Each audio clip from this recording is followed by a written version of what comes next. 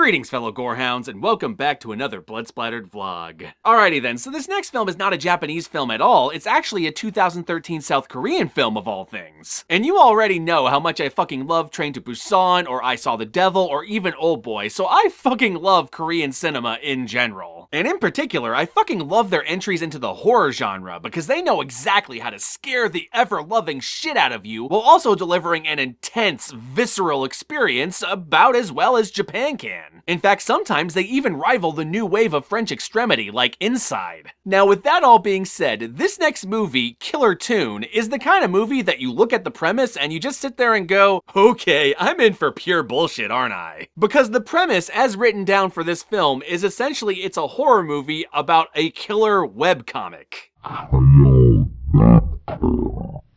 And I shit you not, having seen the film, that's exactly what it is. But perhaps the most surprising thing about this premise is that the movie is actually really fucking good. I mean, it's nowhere near a movie like Train to Busan, that movie's a fucking masterpiece, but this is an absolutely solid horror film. It's got a lot of really good scares, even if it does over-rely on jump scares a little bit. It's got some really good leads that really get you invested in their stories, no matter how ridiculous they get. And while it does have a penchant for melodrama, the melodrama is actually really good in this movie. You will find yourself crying multiple times, or at least I did while watching it. And in particular, there's one reveal towards the end of the movie that just rips your heart right out of your chest and just shows it to you beating. Yeah, you see this? You see this right here? This is what feels like. That's right, you little baby. You cry and you fucking like it, cause this movie is fucking good. And like I said, cry I did, and I honestly can't believe I can admit to crying to a killer webcomic movie. That sounds fucking insane, like something that should never fucking happen, but this movie fucking did it. It shocked me. So yeah, needless to say, I definitely recommend Killer Toon, if you can find a copy of it, of course. I'm honestly not aware if it actually has a US release yet, but my friend did manage to get me a copy, which is how I saw it. So for the rest of you, see if it's available within your own native country, but if it's not available, see if you can import it from another country that it is available in. I know that's all extremely complicated, but that's the kind of world we live in right now. DVDs and Blu-rays don't make as much money as they used to, and as a result, we don't have a lot of companies importing these movies into America anymore, and it's just kind of sad. And I guess there's also the factor that they're so niche that there really isn't much of a demand for them anymore. Maybe if we started remaking some of these films, then maybe we would see some of them in this country. But until then, we're just gonna have to do what we gotta do.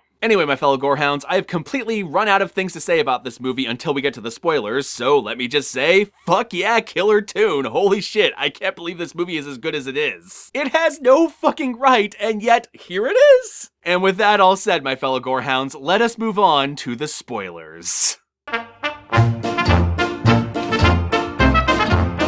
So the movie opens up with two scenes happening simultaneously. We got a webcomic artist who is staying up all night, very late, just drawing the comic that she wants to have finished in the morning. And for some weird reason, we're not quite sure if it's a ritual or if it's just the way she signs her comics, the artist imprints her blood into the ink of the actual print. And then she scans it and then sends it off to her publisher. Meanwhile, back at her publisher's office, her publisher is staying up really late waiting for the comic to come in. But when it comes in and she starts reading it, it starts to become clear that the comic is about the publisher's past. And it seems the comic itself seems to know her dirty secret that she actually let her mom commit suicide and die. And the reason she let her mom commit suicide and die was because she was ashamed of her mom. Because her mom either had some sort of weird disfiguring disease on her face or some sort of weird birth defect. And so all the kids thought she was the daughter of a monster. So instead of saving her mom, she just kind of lets her mom die. And this is obviously a secret this publisher has held within herself her entire life. Because in the comic, in the backstory, she's like 12 when this happens. But then as she finishes the comic, she tries to contact the artist and be like, hey, what the fuck, how did you know this? But as that happens, the power shuts down in the building and then some sort of mysterious creature shows up and stabs her face. And so at this point, the formula of the movie becomes very clear. Someone will receive a comic which will relate to something that they did in the past that they are guilty of, and then in some way, a ghost will appear and make them suffer their just desserts. So in a way, this movie's like a webcomic version of Creepshow. But it's not entirely like Creepshow, because Creepshow is an anthology film, whereas this is actually one continuous story, with our main character being a police officer who's investigating all these mysterious deaths. And the reason why he is investigating this, despite the fact that all the crime scenes appear to be suicides, is because his young rookie partner notices at the original crime scene of the publisher that there's a comic on her computer screen that matches her death. So either her death was an attempt to replicate that comic, or that comic was an attempt to replicate her death. And he's not sure which it is, so he goes to investigate, which means he has to bring in the original artist. And then as the movie goes on, more bodies start to pile up, and it starts to get really suspicious. And at this point in the movie, you're not entirely sure if this is some sort of weird supernatural occurrence, if this is some sort of occult thing, or if it's a dark half situation. And by a dark half situation, I mean the artist in the movie occasionally blacks out during long periods of time. So there's whole chunks of time in this artist's life that she cannot account for, which of course leads the police officer to assume that, okay, maybe she's committing these murders. Maybe she's crazy and has a split personality or something, and for whatever reason is blacking out and then recreating her comics. Or maybe her comics are her way of planning out how she's gonna do it. And maybe it's like a vigilante thing and she's a serial killer, kind of like Dexter, who just kills people who deserve it. And what I really love about this movie is that it does a really good job of not showing all its cards until the very end. So the mystery actually has a very satisfactory conclusion that actually explains everything. But holy shit, are there a lot of curveballs thrown in over the course of this movie. Because at one point, his younger rookie partner reads one of the comics and realizes he's in the comic. And the comic is actually about this incident that happened before he joined the force, when he was driving to his girlfriend's to celebrate with her about getting the enforcement job. But along the way, he ends up running over a little girl and then letting her die so that he won't have to go to jail. And then he feeds her body to a bunch of pigs at a pig farm, and then buries the remains on the farm. And when the younger rookie cop reads this, he completely loses his mind and ends up kidnapping the original artist. And then takes her all the way to the pig farm and threatens her life unless she tells him how the fuck she knew about his past. But then we find out that there's another artist that has been sending her these comics and that she didn't actually write them. And that it's this other artist that seems to know all these personal stories about all these victims. And this is the point in the movie where you're sitting there going like, okay, obviously it's a ghost sending these emails. Or it's some sort of like witchcraft or something. But what does become clear is that all the victims are absolutely killing themselves. But to them, they're not seeing that. What they're seeing is this ghost attacking them. Whether that be the ghost of the little girl making the rookie cop shoot himself, or the ghost of the mom making the publisher stab her face to death, or the ghost of this coroner's wife who essentially embalmed his wife alive, who then proceeds to try to embalm him.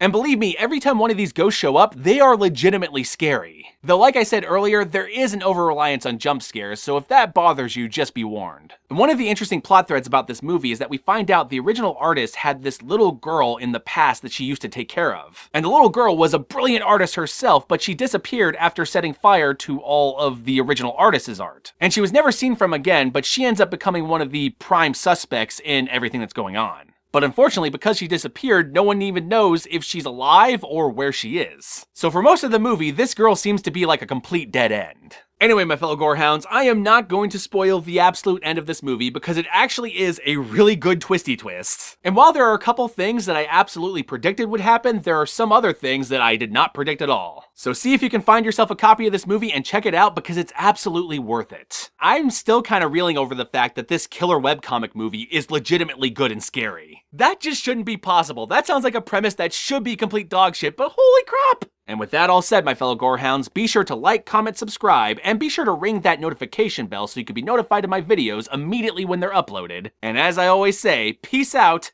and I'll catch y'all later.